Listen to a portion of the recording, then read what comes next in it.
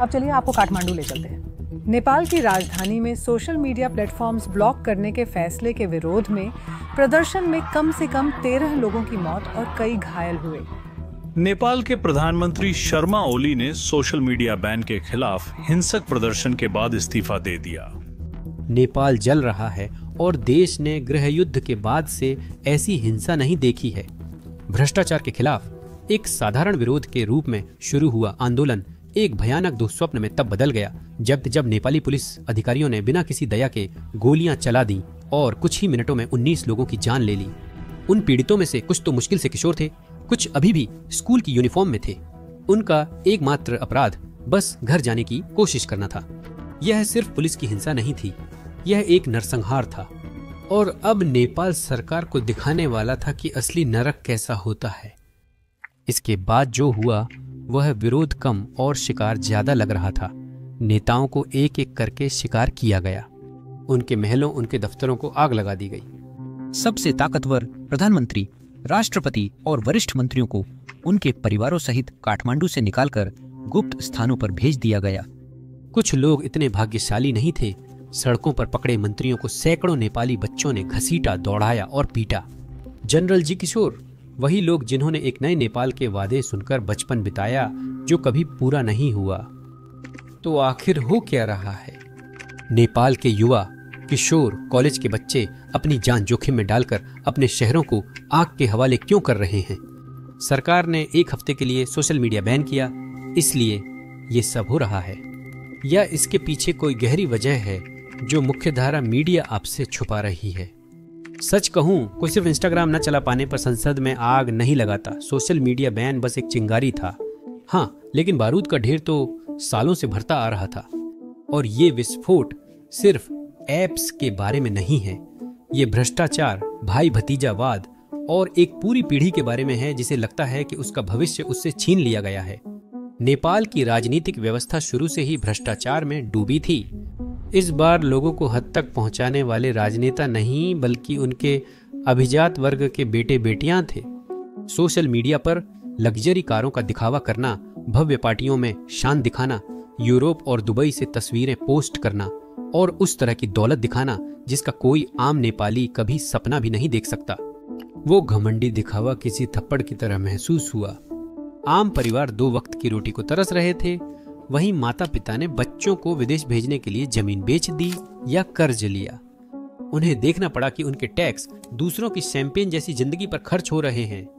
नेपाल की समस्या समझने के लिए पहले इसका इतिहास जानना जरूरी है। नेपाल 2 सदियों से अधिक समय तक शाह वंश के तहत हिंदू राजशाही रहा। 18वीं सदी में राजाओं को देश का अर्धदैवीय संरक्षक माना जाता था, लेकिन 20वीं सदी के अंत तक वह युग समाप्त हो गया। 1990 में जन आंदोलन के बाद नेपाल संवैधानिक राजशाही बना जिसमें बहुदलीय लोकतंत्र था, लेकिन राजा के पास अब भी काफी ताकत थी। समझौता बेकार रहा, सरकारें बदलती रहीं और भ्रष्टाचार बढ़ता गया। 1996 में माओवादी विद्रोहियों ने विद्रोह शुरू किया। नेपाल 10 साल गृह युद्ध में रहा जिसमें माओवादी और राजशाही समर्थित राज्य आमने सामने थे। 17,000 से अधिक लोग मारे गए, पूरे क्षेत्र अस्थिर हो गए और देश थक चुका था। 2006 में शांति समझौते से युद्ध खत्म हुआ। 2 साल बाद कई लोगों ने इसे नई शुरुआत माना। अप्रैल 2008 में नेपाल ने संविधान सभा के चुनाव कराए जिसे नया संविधान लिखना था। माओवादी ने सबको चौंकाया जब उन्होंने सबसे ज्यादा सीटें जीतीं। 28 मई को पहली बैठक में सभा ने 564 मतों से 240 साल पुरानी राजशाही खत्म करने के पक्ष में मतदान किया। राजा गणेंद्र को 15 दिन में महल छोड़ने को कहा गया और नेपाल को संघीय लोकतांत्रिक गणराज्य घोषित किया गया। दुर्भाग्यवश यह लोकतंत्र भी उतना ही बेकार साबित हुआ। पिछले 15 सालों में नेपाल में 14 सरकारें बनी और कोई भी प्रधानमंत्री 5 साल का कार्यकाल पूरा नहीं कर सका। हर कोई आया, थोड़े समय रहा, जेबें भरी और बाहर कर दिया गया। साल दर साल वादे किए गए और साल दर साल वही वादे तोड़े गए। जनरेशन जी, वही लोग जो अब सड़कों पर लड़ रहे हैं और मर रहे हैं, उन्होंने कभी यह भी नहीं देखा कि एक स्थिर सरकार कैसी होती है। उन्होंने हमेशा सिर्फ वही गरीबी देखी है जिससे बाहर निकलना नामुमकिन सा लगता है। पिछले 3 दशकों से युवाओं में बेरोजगारी औसतन लगभग 20% रही है। यहाँ तक कि जो लोग किस्मत वाले हैं और उन्हें नौकरी मिल भी जाती है, उनकी तनख्वाह बहुत ही कम होती है। यह मुश्किल से ही परिवार को दिन में 2 वक्त का खाना देने लायक होती है। शिक्षा, इलाज या सिर पर सुरक्षित छत की बात तो छोड़ ही दीजिए, गरीबी की स्थिति वैसी ही है। हर 5 में 1 नेपाली अब भी गरीबी रेखा से नीचे हैं और रोज $2 से भी कम में गुजारा करता है। करीब 1.5 करोड़ से ज्यादा लोगों को पोषक आहार की विश्वसनीय पहुंच नहीं है। नेपाल दक्षिण एशिया के उन देशों में है जहां कुपोषण की दर सबसे अधिक है। 5 साल से कम उम्र के सभी नेपाली बच्चों में से 1/3 से भी ज्यादा बच्चे अविकसित हैं, जिन्हें उनके शुरुआती महत्वपूर्ण वर्षों में सही पोषण न मिलने के कारण हमेशा के लिए पीछे रह जाना पड़ता है। करीब 80% नेपाली परिवार अब भी खुले चूल्हों पर खाना बनाते हैं और धुआं सांस में लेते हैं। यह गंभीर श्वसन रोगों का कारण है, जो देश में प्रमुख जानलेवा कारण है। करीब 1/4 घरों में सुरक्षित पीने का पानी नहीं है, जिससे महिलाओं और बच्चों को दूर या गंदे नालों से पानी लाना पड़ता है। इसी वजह से दशकों से युवा नेपाली लोगों के पास अपने घर और परिवार छोड़कर काम की तलाश में बाहर जाने के अलावा कोई विकल्प नहीं रहा है। हाल ही में सरकारी आंकड़ों के अनुसार रोजाना करीब 2000 युवा नेपाली काम की तलाश में देश छोड़ते हैं।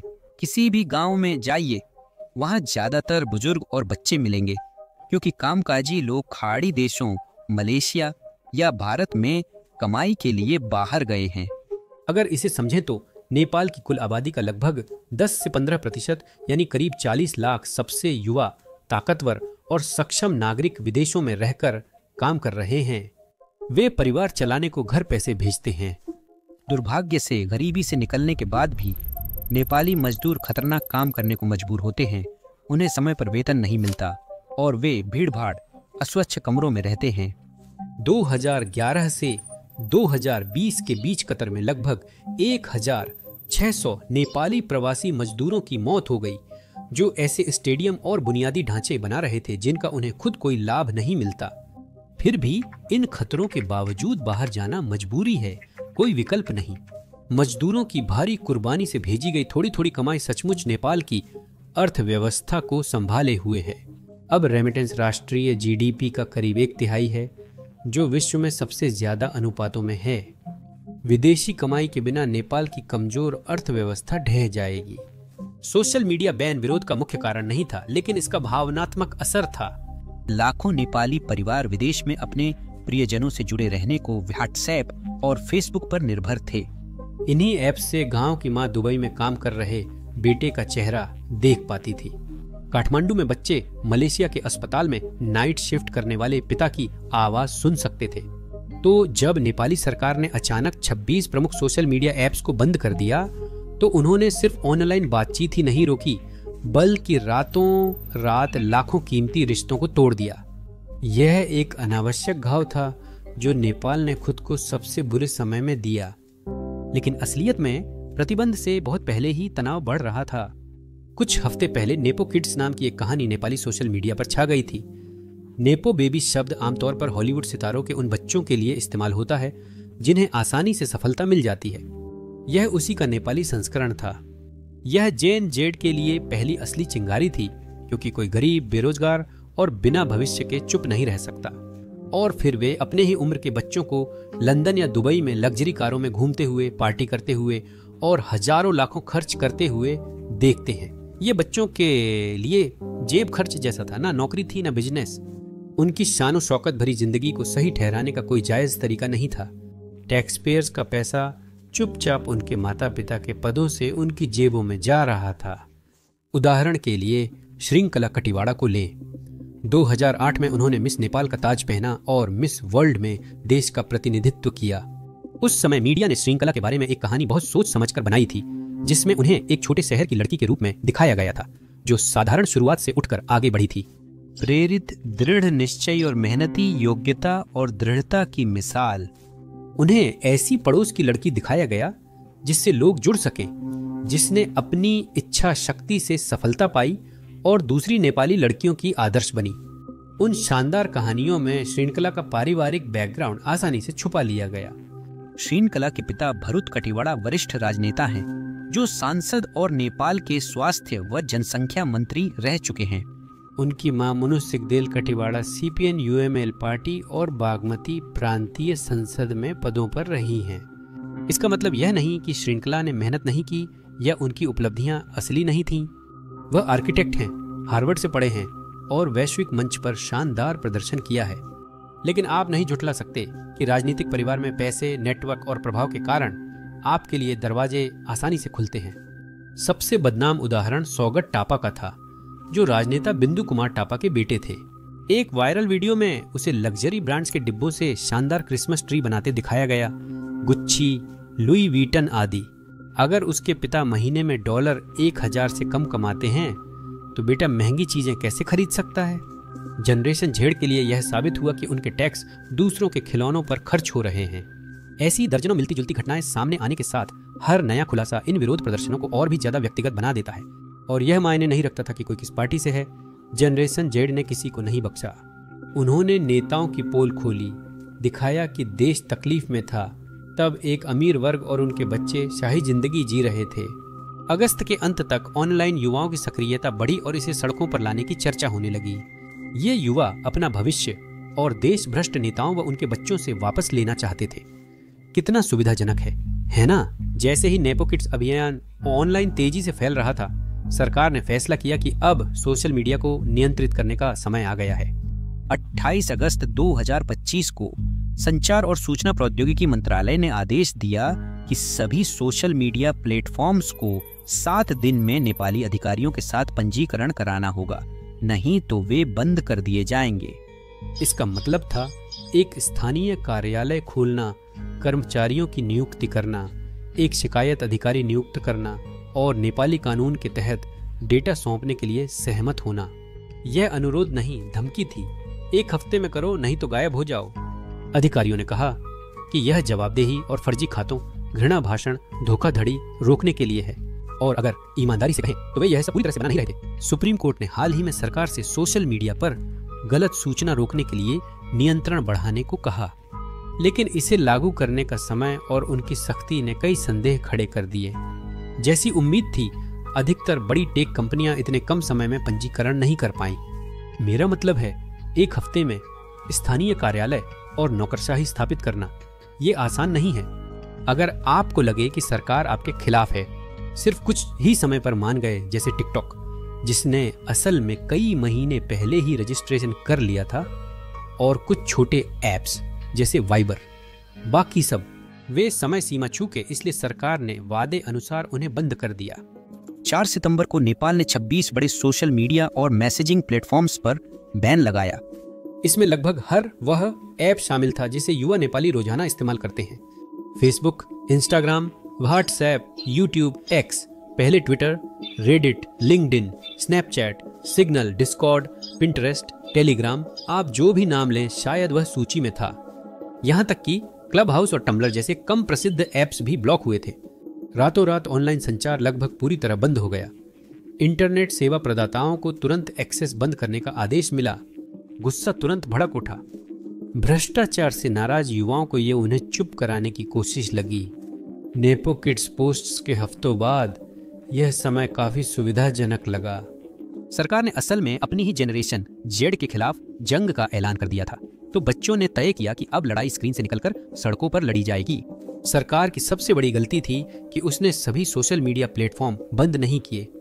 टिकटॉक और वाइबर उपलब्ध होने के कारण प्रदर्शनकारियों ने इन्हें जुटाव के औजार बना लिया। टिकटॉक के जरिए वीडियो, SMS, टेक्स्ट, कॉल और मुंह जबानी योजनाएं मिलकर देशव्यापी विरोध के लिए एकजुट हुईं।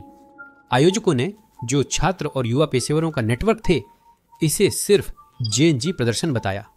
कोई केंद्रीय नेतृत्व या राजनीतिक बैनर नहीं, सिर्फ हजारों निराश युवा एकजुट थे। कई लोगों ने नेपाल का राष्ट्रीय झंडा उठाया हुआ था और अन्य ने हाथ से बने पोस्टर पकड़े हुए थे जिन पर न्याय और बदलाव की मांग की गई थी। 8 सितंबर की सुबह तक हजारों प्रदर्शनकारी काठमांडू में संसद भवन की ओर मार्च कर चुके थे। कुछ लोग सीधे कक्षाओं से आए थे, अभी भी अपने स्कूल की यूनिफॉर्म में ही थे, इस ऐतिहासिक पल को मिस न करने का दृढ़ संकल्प लिए हुए। रिपोर्टों के अनुसार प्रदर्शनकारी ज्यादातर शांतिपूर्ण थे, जब तक एक समूह ने बैरिकेड्स तोड़कर आंशिक रूप से असुरक्षित गेट नहीं खोल दिया। सुरक्षाकर्मी प्रतिक्रिया देते उससे पहले ही प्रदर्शनकारी संसद परिसर में घुस गए और हालात बेकाबू हो गए। निर्दोष प्रदर्शनकारियों पर असली गोलियों का इस्तेमाल नेपाल ने कई सालों में नहीं देखा था। आखिरी बार जब सरकार ने सड़कों पर इतना खून बहाया था वो 2006 के जन आंदोलन के दौरान था, जब राजा ज्ञानेंद्र ने सीधे शासन की बागडोर संभाली थी और लोकतंत्र की वापसी की मांग कर रही जनसभाओं को कुचलने के लिए सुरक्षा बल भेजे थे। तब काठमांडू में कर्फ्यू लगा दिया गया था। कमांडरों ने लोगों को सड़कों से दूर रखने के लिए देखते ही गोली मारने के आदेश जारी किए थे। पुलिस और सैनिकों ने भीड़ पर गोलियां चलाई थीं। जब 24 अप्रैल को आखिरकार संसद बहाल हुई तब स्वतंत्र पर्यवेक्षकों ने बताया कि उन अप्रैल के प्रदर्शनों के दौरान लगभग 18 लोग मारे गए थे और करीब 4300 लोग घायल हुए थे। जब राजशाही ने खुद को घिरा पाया तो उसने गोलियों से जवाब दिया। अब सरकार ने भी वही किया। 8 सितंबर को पुलिस ने 19 मौतों की पुष्टि की, जिनमें 7 काठमांडू और 2 इत्तहादी में थीं। कई लोग बहुत कम उम्र के थे। कुछ किशोरों को सिर और सीने में गोली मारी गई। यह नरसंहार निर्णायक मोड़ बन गया। हत्या की खबर तेजी से फैली और जनता का गुस्सा उससे भी तेजी से फैल गया। इस हिंसा ने लोगों की दृढ़ता और मजबूत कर दी थी, डराने में नाकाम रही। दोपहर बाद काठमांडू जिला प्रशासन ने मुख्य सरकारी क्षेत्रों में कर्फ्यू लगा दिया, लेकिन भीड़ अपनी जगह डटी रही और फिर मार्च रात तक जारी रहे, भले ही प्रदर्शन की अनुमति नहीं थी। कुछ ही घंटों में गृह मंत्री रमेश लेखक, जो पुलिस के प्रभारी कैबिनेट मंत्री थे, ने इस्तीफा दे दिया, यह कहते हुए कि वह जिम्मेदारी ले रहे हैं। लेकिन प्रदर्शनकारी अब भी नाराज थे। उन्हें अपनी सरकार पर किसी भी चीज की ईमानदारी से जांच करने का भरोसा नहीं था और वे जांच का इंतजार करने के लिए बहुत गुस्से में थे। उस रात कोई नहीं सोया, न जनता और न ही राजनेता। हर गुजरते मिनट के साथ हजारों और लोग सड़कों पर उतर आए। सुबह होते होते नेपाल नर्क बन चुका था। देश के हर कोने में विरोध प्रदर्शन हुए और काठमांडू में सड़कों पर सिर्फ छात्र ही नहीं बल्कि बुजुर्ग भी उमड़ पड़े थे। इसके बाद जो हुआ वह विरोध कम और बदले की कार्रवाई ज्यादा लगी। राज्य और उसकी पार्टियों को निशाना बनाया गया। भीड़ ने संसद में घुसकर उसमें आग लगा दी। दोपहर तक विधायक भवन का धुआं पूरे शहर में दिख रहा था। अन्य जगहों पर भीड़ ने सभी पार्टियों के नेताओं के घरों और दफ्तरों को निशाना बनाया। मंत्री पृथ्वी सुबह ग्रांग के घर में आग लगा दी गई, जिन्होंने सोशल मीडिया बैन पर हस्ताक्षर किए थे। उप प्रधानमंत्री विष्णु पटेल के घर पर हमला हुआ।